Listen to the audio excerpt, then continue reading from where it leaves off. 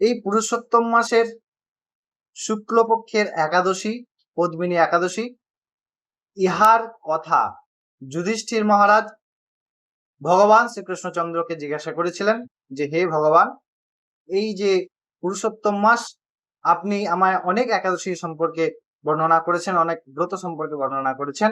বর্তমানে আমি এই পুরুষোত্তম মাসের শুক্লপক্ষের একাদশী, তাহার নাম এবং মাহাত্ম্য সম্পর্কে জানতে অধীর আগ্রহযুক্ত।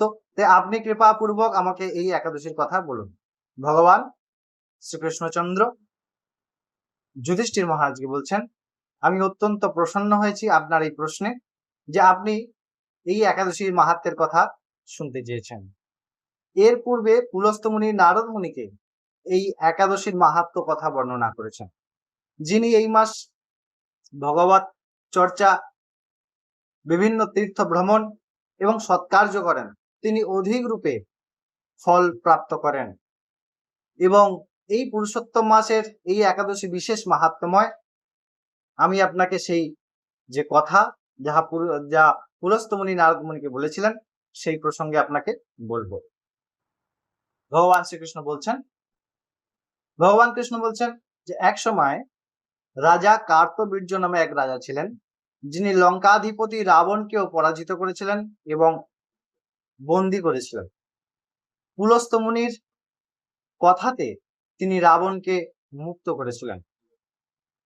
এর যে প্রতিরূপ নারদ মুনি জিজ্ঞাসা করেছিলেন যে যেখানে রাবণকে সমস্ত দেবতাগণ পরাজিত করতে অক্ষম, সেখানে কার্তবীর্য কিভাবে রাবণকে পরাজিত করলেন এবং বদ্ধ করলেন, বাঁধলেন?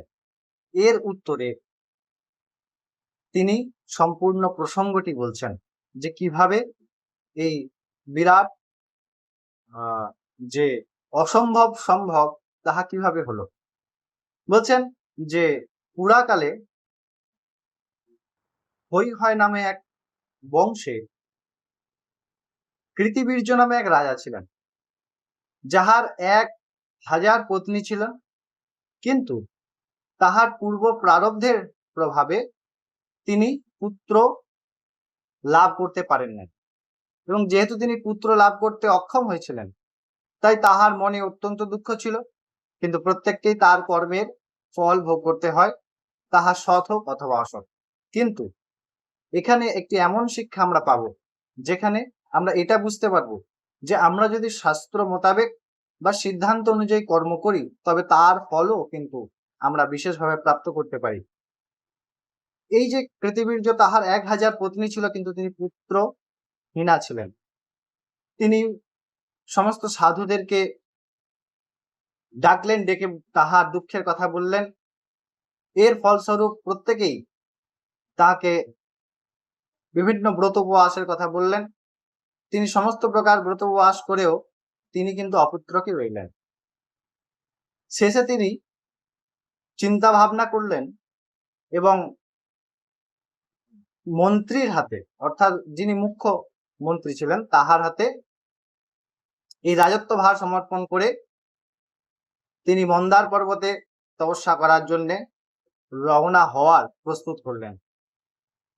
এবং তার এক পত্নী, যার নাম ছিল পদ্মিনী, তিনি ছিলেন রাজা হরিশ্চন্দ্রের কন্যা। তিনি অত্যন্ত পত্নী স্বামী পরায়ণ,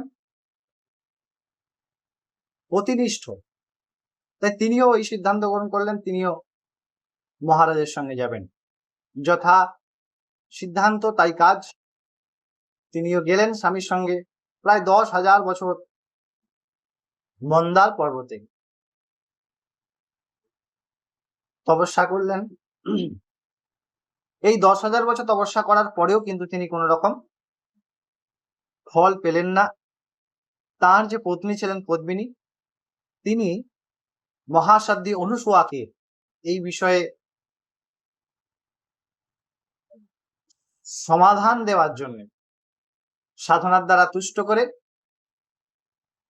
ছিলেন এবং তাহাকে বললেন যে আমার স্বামী 10,000 বছর ধরে তপস্যা করেছেন, তবু পুত্র, আমাদের পরবর্তী বংশের যিনি রক্ষক, সেরকম পুত্র প্রাপ্তি করতে পারছে না। এবং অনুসুয়া অত্যন্ত প্রসন্নতা পূর্বক তাহার সাধনায় তাকে একটি সুন্দর উপদেশ করলেন। কি উপদেশ? না বললেন যে এই যে 32 মাস অন্তর যে পুরুষোত্তম মাস আসে, সেই পুরুষোত্তম মাসে 2টি একাদশী আসে। একটি হচ্ছে পদ্মিনী একাদশী, আরেকটি হচ্ছে পরমা একাদশী। যদি কোনো বিশুদ্ধ ভক্ত, কোনো ভক্ত শুদ্ধ মনে শুদ্ধ ভাবে এই একাদশী পালন করেন, তবে নিশ্চিন্তে তিনি ভগবানের অত্যন্ত কৃপা লাভ করেন এবং তাহার কৃপায় অসাধ্য সাধন হতে পারে। ভগবানের কৃপা যখন হয় তখন অসাধ্য, কারণ ভগবান কর্তুম অকর্তুম অন্যথা কর্তুম, যাহা কোনোদিন সিদ্ধান্ত হয় না, যাহা অসম্ভব, তাও ভগবান দিতে পারেন। তাই সেই অনুসুয়ার কথা অনুযায়ী পদ্মিনী এই পদ্মিনী একাদশী যেহেতু তিনি করেছিলেন এবং এই একাদশী করে তিনি তাহার ফল তার স্বামীকে প্রদান করেছিলেন, এর ফলে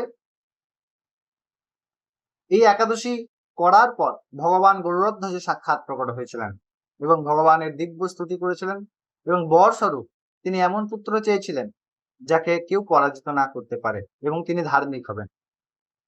তখন সেই কৃতিবীর্য এবং পদ্মিনীর গর্ভে তাহাদের পুত্র রূপে কার্তবীর্য পরম বলশালী জন্মগ্রহণ করেছিলেন এবং ভগবান এই বর দিয়ে তিনি আবার পুনরায় ফিরে গিয়েছিলেন। সুতরাং আমরা যদি কেউ এই ব্রত শুদ্ধভাবে পালন করি তাহলে আমাদের মনস্কামনা পূর্ণ হবে। যদি আমাদের কোনো মনস্কামনা না থাকে, অর্থাৎ শাস্ত্রের সর্ব উৎকৃষ্ট যে পদ্ধতি বা সিদ্ধান্ত সেই অনুযায়ী আমরা কেউ চলি, তাহলে কি হবে না, তাহলে যেটা হবে সেটা হচ্ছে আমরা ভগবানকে পেতে পারবো। যদি ভগবানে সমর্পিত করি তবে আমরা ভগবানকে পেতে পারবো, আমাদের ইন্দ্রিয় সংযত হবে।